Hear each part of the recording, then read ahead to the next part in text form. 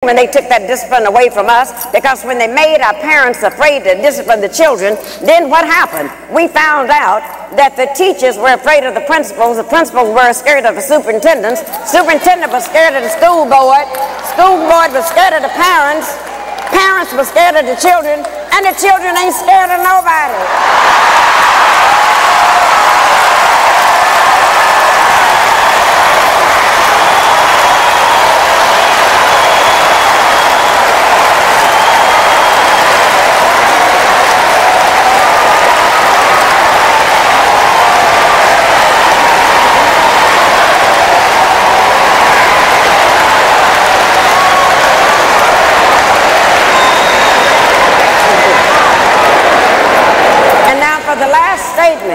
The last statement, the reason why we're so pleased to have the covenant, it makes all of this type foolishness stop. It's going on under Angela Glover in San Francisco. It's all over the country, and they're all saying we finally have a movement where we can take back over the minds of our children. And the first thing we got to take over, the covenant taught us that we do not have to have black leaders anymore.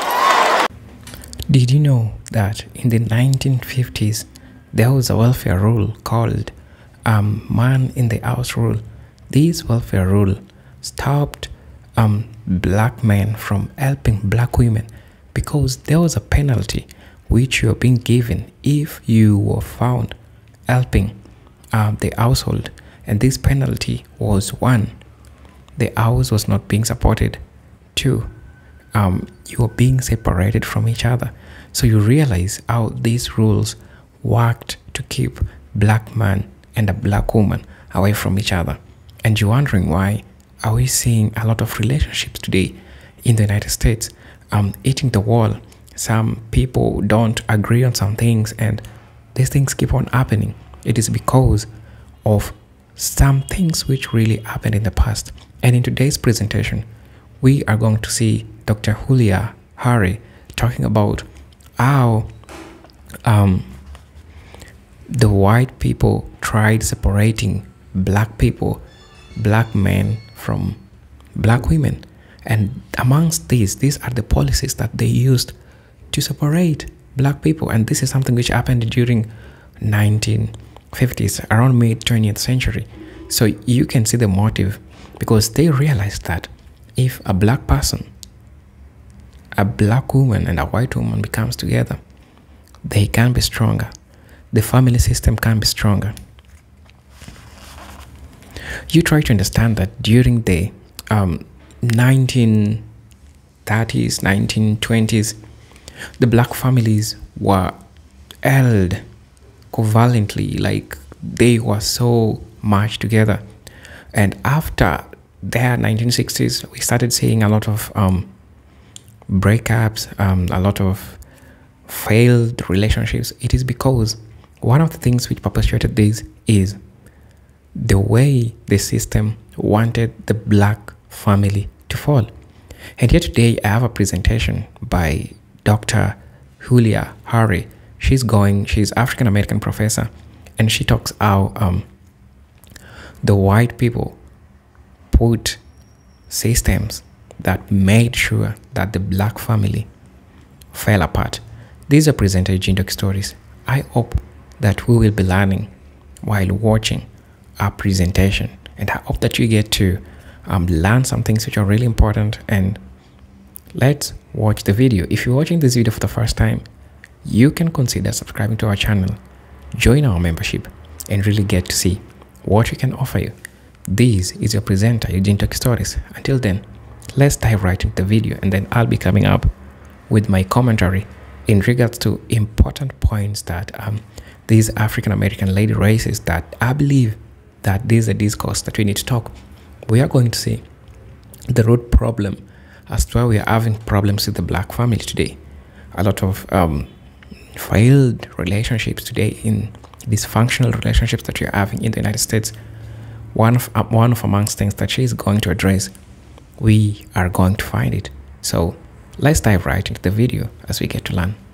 But on a serious note, to the extent that black relationships have survived as they have, what say you about that 400 years later? It is amazing that black relationships have lasted for 400 years. They lasted this morning. They're also going to last tonight, and you may not even know the person to whom you're going to have the relationship with. But they do tend to go over. Relationships do go over like that. And as we move into what has happened to this, I know that our relationships sometimes really reach a low ebb. That's one of the reasons why we wrote the book, How to Find and Keep a BMW, a Black Man Working. That was spelled out in there. It's just very serious. Because our relationships didn't start yesterday or last week. It also started 400 years ago when those 19 persons were here. And I want you to remember something very important that one of our by any means necessary power brokers told us, and that was Malcolm X. He said, if we can only remember that you didn't land at Plymouth Rock. Plymouth Rock landed on you. And it's very essential that we kind of keep this in place. And knowing that these are the things that happen, then we have to move more to change it. See, we have a system that would not like to see black males and black females together. They would not like to see that happening at all. Because once we come together, they understand the power of the strength of the black woman, the queen of the universe. They know that, her strength. They also know the power of the black male, the warrior. If you would turn him loose, he will protect also his family and things that need to be done. And because they understand that if our relationships are together, then they will lose. But if our relationships are torn up, then we can forever be treated in certain ways by the oppressors. That's why they gave us something called integration, which is nothing but the illusion of inclusion. They gave us this. They actually gave that statement. And when they gave that statement, it meant that they could go right into your homes. They went into the black homes now, the powers that be, and told us that you cannot discipline your children anymore. And if you discipline your children, you will go into jail. It's this kind of thing they told us. Now, this is amazing that, you know, the black parents who in Africa, that was out of the question. Some social worker come in there saying you can't discipline your children, the social worker would disappear. As you all know, this kind of thing would go on. You would be sitting in a place like this, and all you had to do was act up and do something wrong, and all your mother had to do was to glance in your direction. Y'all remember that? And you remember that the glance meant, don't let me have to get up and come over there. And every once in a while in the black family, there was a fool who would challenge the glance. And if you could get home over the foot, over the ironing cart, over whatever, you were sent to the backyard to get something off the peach tree. And if you brought something in that was too short,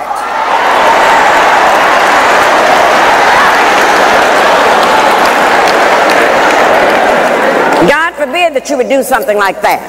But then it got so terrible in frightening us. This is why we got to take this back. And this is the best part of our action plan, is to reclaim the minds of our children. Because then they went into the public schools and took discipline out of there. So when we acted up in there, they put our boys, our black men, into something called special ed classes.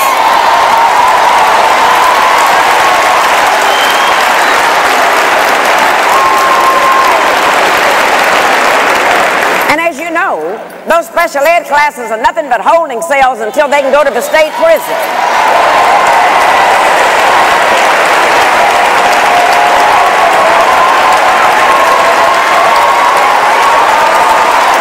But this is what they did. And then, the one thing that they knew, that if we can put them in prison, if we can have them convicted for a felony, then once they get out of prison, they cannot get a job. Because of that, they cannot get the job. And then if they happen to eke out and find a job, then they have to pay taxes on a job, yet they cannot vote, and I call that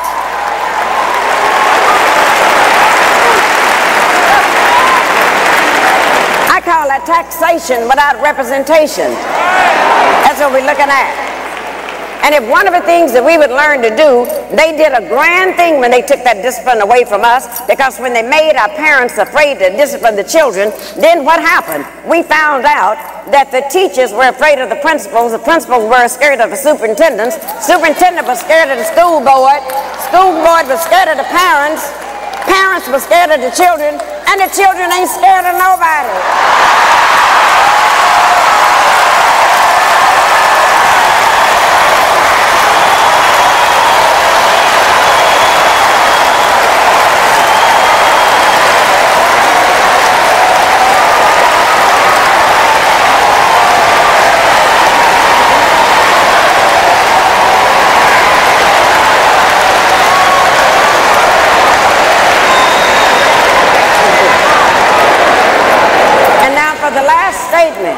The last statement, the reason why we're so pleased to have the covenant, it makes all of this type foolishness stop. It's going on under Angela Glover in San Francisco. It's all over the country, and they're all saying we finally have a movement where we can take back over the minds of our children. And the first thing we got to take over, the covenant taught us that we do not have to have black leaders anymore.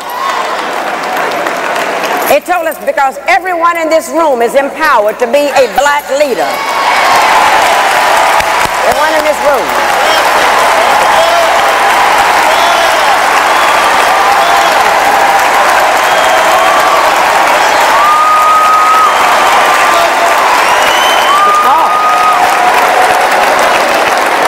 Because see, right now, these people that you're calling black leaders are not what they used to be with Marcus Garvey's day.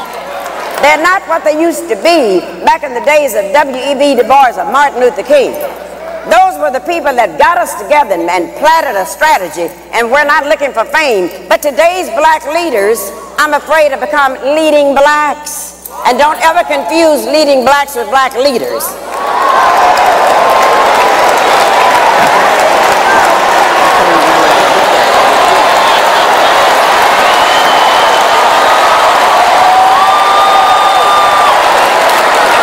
Let me tell you why you don't do that. One of the reasons you don't confuse them, black leaders are chosen by you. They're chosen by the people they're going to lead. They're chosen by us. But let me tell you about the leading blacks.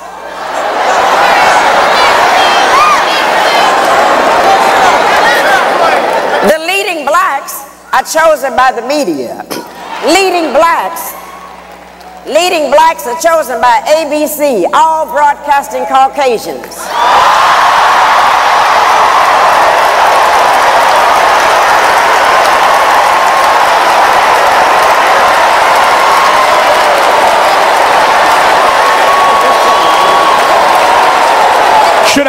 Should I stop her or let her go?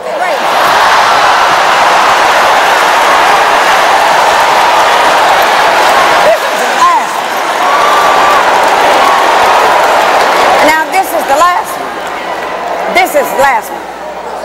Leading blacks are also chosen by NBC. Nothing broadcasting but Caucasians. And the rest are chosen by CBS, the Caucasian broadcasting system.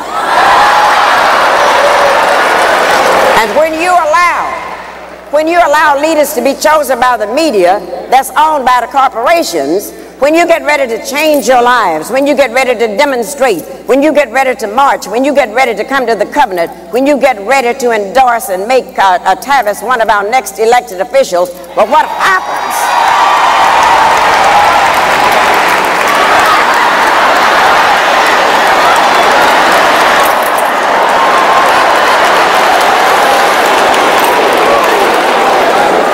Then you must take the time to carefully watch and see what the leading blacks are doing, because that's when the leading blacks sneak into the door to the corporations, and they will tell the corporations, oh, we know how to go and put them down. We know how to get you some real affirmative action Negroes to come in here and work. We know how to do that. But at the end of the day, the leading blacks lead the corporations, and the leading blacks have gotten paid while we have gotten played.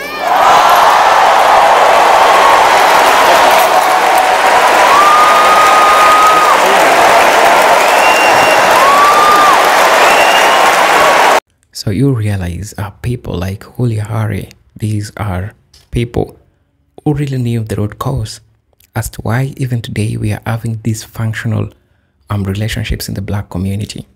So amongst other things that she has addressed in the video, I found it that it is important that we get to also talk about these issues that, really happen, because we have the post-emancipation and segregation, which really happened. And you probably asking yourself, how is this affecting the black family? How is this affecting the growth and development of the black family? And why are we still envisioning a lot of dysfunctional families, dysfunctional black relationships today? It is because, look, this is something that didn't just start with today. We are seeing a lot of Gen Zs. People don't want family.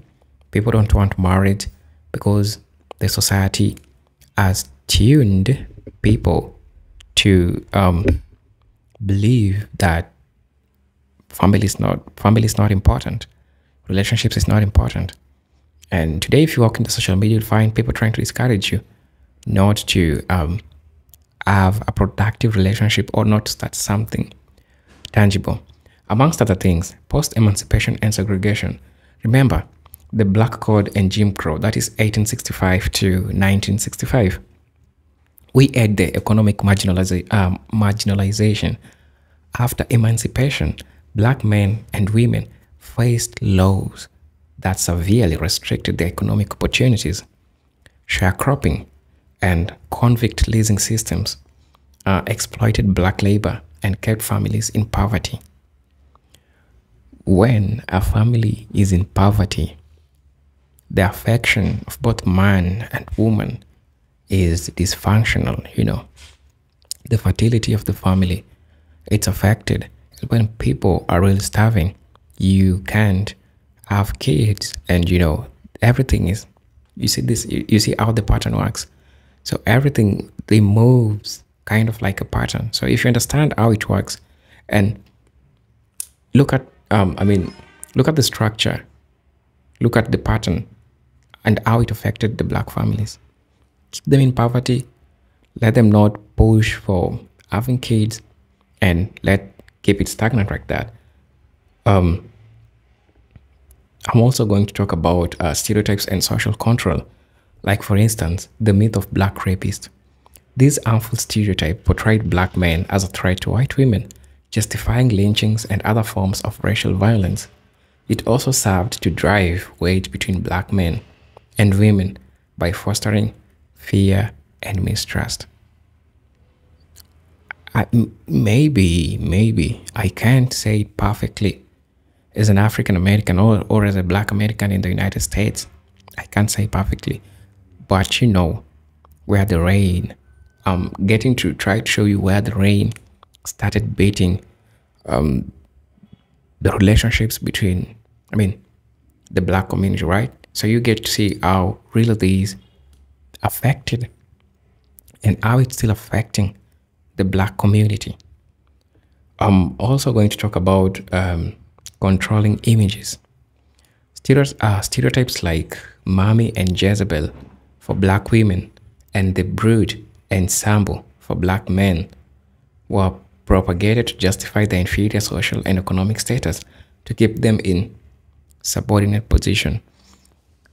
That's why you see today we have black women who don't prefer black men because they have been taught to believe that black men are dysfunctional. Black men can't do shit. Black men can do anything. Also, we have black men who believe that black women ain't shit. Black women can't do anything. Black women, A, B, C, D. So you keep on seeing the fight between these two groups. And now you get to ask yourself, where did they started? It started long time ago. It started long time ago. The unity that the system got, the system used, divide and conquer. Because if a black man and a black woman could have become one thing, they really could have been stronger people. So you understand where generally these problems started. I'm also going to talk about New Deals and exclusion from benefits. Many New Deal programs such as Social Security and labor protections initially excluded agriculture and domestic workers from where many black men and women were employed. This exclusion ended economic progress for black families. Still goes down to what I was saying initially.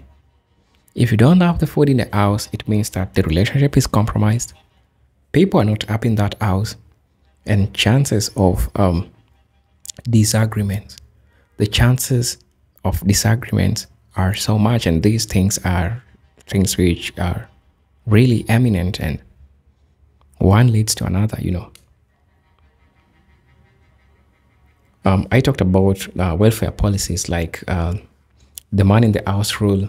Like in the mid 20th century, welfare policies included regulation that penalized household where an able-bodied man was present, discouraged black men from living with their families, and creating economic strain on black women. You can realize how they really fought to not keep the family together, and they found the weakest link where they can attack the black family. I could have said a lot of things in this video, but I'm just gonna leave it at that. Feel free to tell me what to think about this video, because people like Dr. Ari are trying to explain things which really happened. And sometimes when people hear them talk about these things, people say that these people are so passionate and they hate white people. But do you realize what these people did? It's way much even beyond the slavery which happened a long time ago. So you see how crazy it is? So this is your presenter, Jindox Stories. Feel free to tell me what you think about this video, and I'll be happy to meet you at the end of the video. Until then, peace, love, and harmony. Salute.